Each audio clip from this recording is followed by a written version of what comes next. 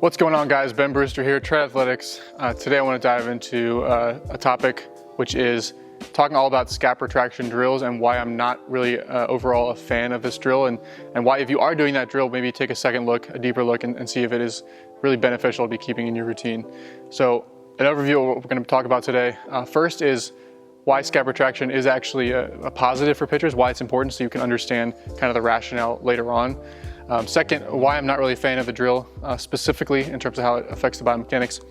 And then number three, what to do instead. So I'm not just going to critique a drill and then I give you some alternatives that you can add in instead. So let's dive in first. Why is scap retraction actually beneficial for pitchers, all else equal?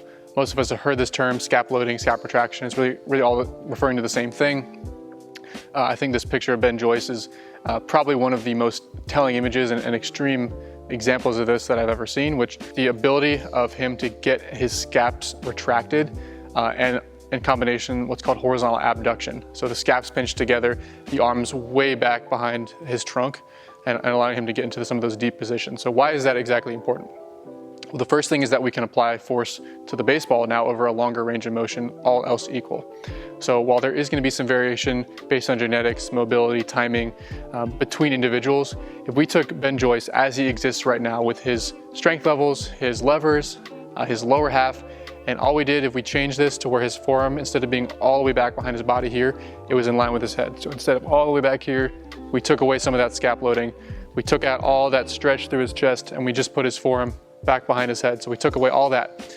He's going to be applying force to the baseball over a shorter range of motion. He's going to be applying force to the ball from here to there instead of from here to there. So it's simply a longer arc to apply force to the baseball. That's the first thing. That's really the most important reason for why scap loading has a positive correlation with velocity. Number two is enhanced elastic effects. So if we think about the human body, which in many ways the rubber band analogy is analogous to how the elastic components of our body do function. If we think about a rubber band, if you're going to shoot that rubber band as far as possible, what do? Do you pull it back a half inch, or are you going to pull that thing back as far as you can? All else equal, the further back that we can pull that, the more of an elastic recoil we're going to be able to get. So we have in our tendons and our fascia this ability to transfer elastic energy. And so again, it's something that comes down to being able to get into deeper positions. All else equal, it's going to create more of a stretch. That again will be different depending on the athlete. So for him, he doesn't get a stretch until he gets all the way back there. For someone who's got way more tension, way more tone, maybe shorter arms, maybe different genetics, that exact position that they get into might not be the same, but it doesn't mean that there isn't a correlation to enhanced velocity because of this.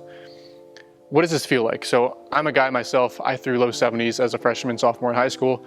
I didn't get into good position. I didn't have good scap loading. I didn't have good separation. Like everything was kind of crap. So I know what it feels like to not have good scap loading. And I also now know what it feels like to get into kind of similar positions, quite frankly, to what he's in right there, with my mobility levels and how deep I'm able to get into scap retraction. So what does it feel like? I think it's important to just kind of share my experience there. For me, the best way I can describe the difference is that it now feels like you have something to pull with. Because you're so far back behind your body in this position at landing, now as you begin to rotate and accelerate into landing, you're able to close the gap. You're able to close the gap from way back behind your body to in line with your shoulders by ball release. And so that feeling from here to here, it feels like you have something to pull with. It's not a huge like doorway pec stretch, anything like that, but it feels like you have something to really rip through the ball and stay on the ball a lot longer. So that's the second thing. It feels like you can just continue to apply force to the ball forever versus having to just let go of the ball super early. And the final thing is you just notice there's effortless ball velocity. So just warming up, if I'm able to get my arm into good position, stay on time, stay synced up, that ball jumps versus when it's not timed up, I'm not able to get into good positions and the timing and sequencing isn't quite right. So there's an effortless velocity side to it as well. To me, that's one of the biggest signs of mechanical efficiency, is seeing someone just warm up, barely apply any active effort, and they're still able to throw 80, 82, 85 miles an hour without any of this active contribution from their muscles or their arm. The patterns are the things doing the work, the levers are doing the work, and the elastic properties and range of motion are the things doing the work, not active intensity. So for me, that's another thing special about Ben Joyce, not to use him too much as an example. But again, just the counterpoint here is that it's not entirely necessary to have ridiculous positions like that to be able to throw hard, you're always going to find counterexamples. It's just a general correlation for the reasons I've given. You're going to find guys who are very elastic, exceptional athletes, very fast twitch, like Shohei Ohtani, Roki Sasaki, Tristan McKenzie, right? Not guys who get into super deep positions, but they're relying on just being extremely fast twitch, extremely elastic to create that velocity to kind of counteract not having some of these deep positions of separation and scap loading. You're also going to have these more muscle-driven athletes like Noah Syndergaard, Nathan Eovaldi, where again, they don't get into some of these positions. They're using more kind of active muscular contraction. They both have very lengthy injury histories for what that's worth. But they're able to create that velocity with kind of a different mechanism versus that kind of extreme scap loading phenomenon. So just different ways to produce velocity is the point.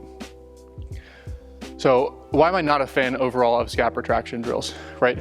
It makes sense in theory.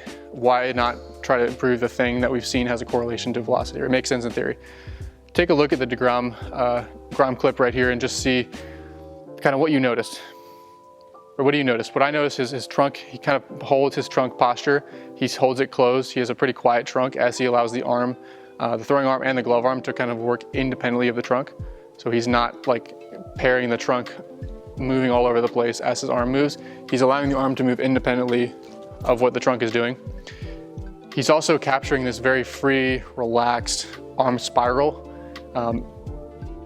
And so he's able to get into some of these positions because there's not a ton of tension, and he's really allowing this pattern to kind of flow through his arm, through his body.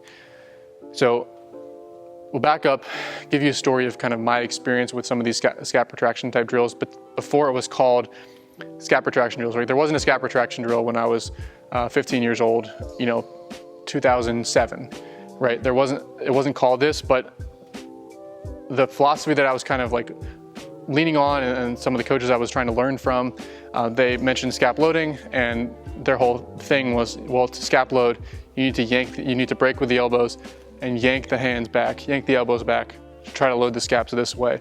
And so that's how I, for a long time, as I experimented with it, those first couple years through high school, I was trying to load my scaps. I was trying to figure out, how do I get into some of these positions that these guys are getting into, where my front shoulder is closed, my arm is up, my scaps are pinched together. How do I get in that position? And so I'd break my hands and I'd throw. I'd break my hands and I'd throw.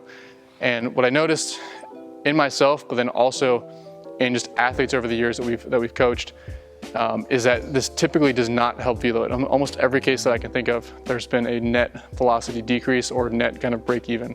So the reason for that is that it actually creates less true scap retraction where it counts and when it matters, which is with the front shoulder closed and with the arm up.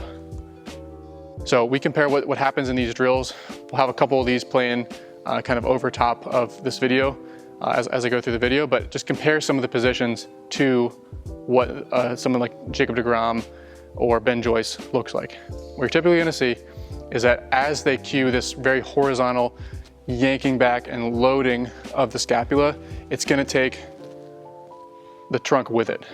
So again, we've noticed that with deGrom, he has a pretty quiet torso. He allows the arm to work independently of the torso.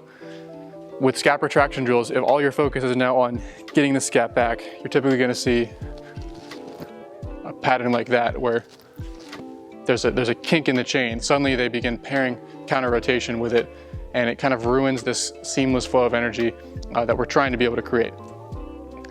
So when we compare forcing retraction versus what we like to describe it as capturing the pendulum, right? Pendulum is a nice, easy, flowing kind of visual for an athlete to think of. When we think of that pattern and the positions and patterns that that's able to create versus forcing retraction, we normally see cheating counter rotation. So guys get in too much counter rotation that they then can't get out of. They aren't able to dissociate the arm from the trunk. So the arm and the trunk move together versus being able to move independently of what the trunk's doing, like in the deGrom clip. Excess tension can limit arm speed. So when you load in this kind of abbreviated, forced way, you're typically gonna have excess tension in the traps, bicep, pec. Everything in your arm is just going to be in a much tenser state versus this nice relaxed type pattern. The problem with this is that as you begin to accelerate your arm, with a tense arm, it's the equivalent of having like this very tense whip. You don't create the whip crack with a tense whip-like action. You create it by being relaxed and quick at the very last second. So limiting arm speed through excess tension. The other thing is robotic internal cueing. So now you've taken an athlete and you've placed all their focus on hitting this one static position versus on flowing in an athletic way through these patterns. So it's a matter of comparing patterns to static positions.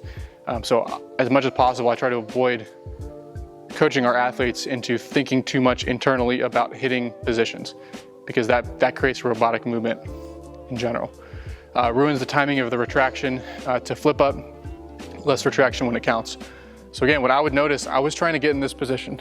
I was trying to figure out, how do I get in this position? If I get here, I'm surely gonna throw as hard as these guys in college professional level throwing 90 plus. What would happen is when I broke my hands like this, the very next move, I'd hit this retraction for a split second, and because I'd counter rotate, my very next move was to fly open. And so I would actually notice I started flying open worse. I would retract, fly open, and by the time I actually got my forearm vertical, I was already open because I didn't dissociate. Everything, my counter rotation and my elbow went together, began to fly open, and my arm I didn't have time to get vertical before my front shoulder was open. So it ruined the timing between everything because of that first stabbing retraction move versus, again, trunk staying quiet, arm moving independently. And you can just see, allowing this to pendulum, it effortlessly gets into these positions and I can fire it through. And it's this one seamless loop of energy from handbrake into ball release. And that to me is the secret of how to create good scap loading. It's not a static position, it's a dynamic pattern, a loop of energy that you're trying to have the athlete feel. Again, great clip of Ben Joyce here. We really could use really a ton of different 100-mile-an-hour throwers would show us this point, but great visual. Again, missing the forest for the trees, focusing on scap retraction at the expense of how the entire delivery flows together. Again, not about hitting a static position, it's about creating this seamless loop of energy. Just did a podcast with a javelin coach named Kevin Foster. Go ahead and check that podcast out if you haven't already. But one of the quotes that he's said before, which I think is very telling here, is the body moves as a series of interconnected arcs, circles, rotations, and figure eights. Any interruption of the synergy means energy gets lost, as waves of energy cancel each other out. So think about that. When you look at any specific drill, if you don't see that flowing figure eight, rhythmic, rotational type movement where everything is just flowing together, you're stitching waves of energy together. If you see any lags, any hitches, right, that's a sign of energy being lost. That's a sign of an inefficiency in the actual transfer of that rotational momentum up through the chain. This also explains why guys like DeGrom or even Ben Joyce can just potentially keep getting better, right? He threw upper 90s before TJ. DeGrom threw mid 90s and has just kept on adding like a mile an hour a year for a long time. All they're doing is just getting better at seamlessly stitching these positions together. If you've listened to DeGrom talk about this, I'll actually play that clip right now. My delivery feels really smooth. I think that I feel like everything's on time, and I feel like I'm staying within myself. And for me, that's normally when it comes out better. You know, if I got out there and was actually trying to throw harder, it would probably actually be less. So for me, it's when everything's in line, like my hands are breaking at the right time and I'm you know, foot's landing on time, everything just feels like it's in line. So I think if I went out there and tried to throw harder, it'd probably be less. What you see is that all he's trying to do is be as smooth as possible, be as efficient as possible. And if he can get 1% more efficient every single year, suddenly that translates into easier, more effortless velocity. And again, this is something we constantly focus on with our athletes, with the drills we prescribe, and with the intent behind our throwing on a daily basis with our pitchers. So, all this being said, how should I train scap retraction instead if I'm struggling to get in some of these positions? First thing I would say is what we can do is train the components of scap retraction. So we don't need to necessarily force it, but we can figure out what are the components, what can we train kind of independently there. here's Mitch Keller, one of our remote athletes. He was kind of low to mid 90s last year. He's upper 90s now. He's been up to 100 now. And one of the main things for him was just getting him to flow better through his positions and especially through his arm action. So here's a drill. We'll touch on that in a second. But just again, observing from the quote I just read you, how does that kind of tie into this drill right here, right? It's flowing, it's rhythmic, he's capturing these figure eights, he's seamlessly transferring energy. So what are some of the components of scap retraction? The first is just making sure your arm moves like an arm is supposed to move, making sure there's no gross mobility limitations, tightnesses, tight areas, tight muscles, anywhere kind of through this entire scapular girdle, anywhere through the arm that would be inhibiting your arm's ability to capture that pendulum. Right, if you try to capture that pendulum and your body runs into a wall of resistance, it says, my pec is super tight, I can't get back there. You're gonna hit a wall, body's gonna find a way around that, and you're gonna end up having a suboptimal arm path as a byproduct. So we need to make sure we have as free and uninhibited movement as possible through this entire musculo-fascial chain. The two biggest offenders, again, not to get too derailed, but the two biggest offenders are going to be your pec minor, which is going to dump you forward if that starts to get tight, and your lat, which is very commonly tight in pitchers because it's so used, which is going to dump you into depression. So a lot of pitchers walk around and their throwing side is lower. Seriously, stand up, look in the mirror. Your throwing side is going to be an inch or two lower in most cases, and that scap is going to be dumped forward very, very slightly. That's the pec minor and the lat being overly engaged. And if those are overly engaged, it's going to be tougher to get back and in free, good positions as easily. There's some secondary contributors as well. We don't need to get into those right now, but these are areas we do address with our athletes from a tissue and mobility standpoint.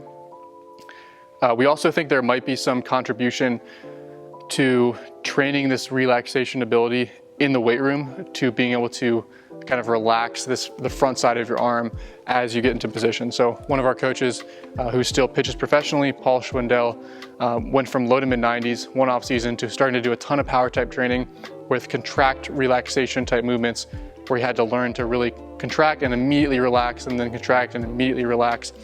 And so in doing that type of training, one of the things we noticed as he got to kind of mid 90s, touching upper 90s that next year, is that he was getting into significantly deeper scap retraction.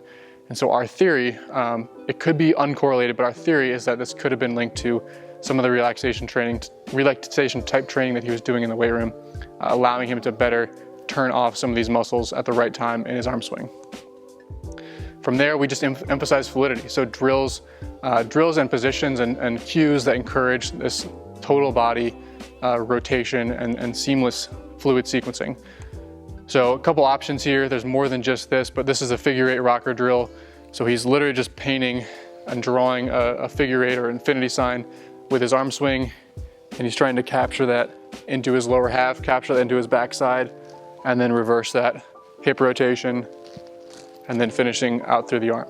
So again, you'll see that he's hitting the scap loaded positions because drawing the figure eight is taking him through this position back behind his body. He doesn't have to force to get there. He's just allowing the natural path that his arm wants to take him back into flip up, out and around, pulling into ball release. And it's just this one connected fluid thing where his focus is just on feeling everything flow from handbrake to ball release. Front toss throws, another great option. Arm action freestyle, going hands over the head out of the windup, or walking windups, or just in your drill work. If all you do that is in drill work and you don't throw out of the windup in the game, again, completely fine, but just another way to reinforce those types of patterns and get into better positions of scap retraction in some of your drill work and some of your training. So there's a lot more we can do besides just this, but there's a little taste for you guys. Hopefully that clarified kind of why I have the stance that I have on scap retraction drills. I just really haven't seen positive results in my own experience in any of the athletes that I've worked with. Understanding kind of the biomechanics of how the throw works, it just doesn't really line up, even though it might make sense on a very surface level. So go ahead, give some of these kind of alternates a try if you have been doing scap retraction drills, and let me know what you think. So let me know down in the comments below what you thought of this video. Is there anything that I didn't fully clarify that you still have questions about? Are there any other drills that you'd like me to kind of review and give my thoughts on in the future? I'd love to hear from you guys on that front. That being said, if you guys are struggling with anything in your own career, always feel free to reach out to us, contact@treadathletics.com, and we'll try to help. I'll see you guys in the next video. Subscribe if you haven't already, hit the notification bell, thumbs up, all that good stuff. See you guys next time. Take care.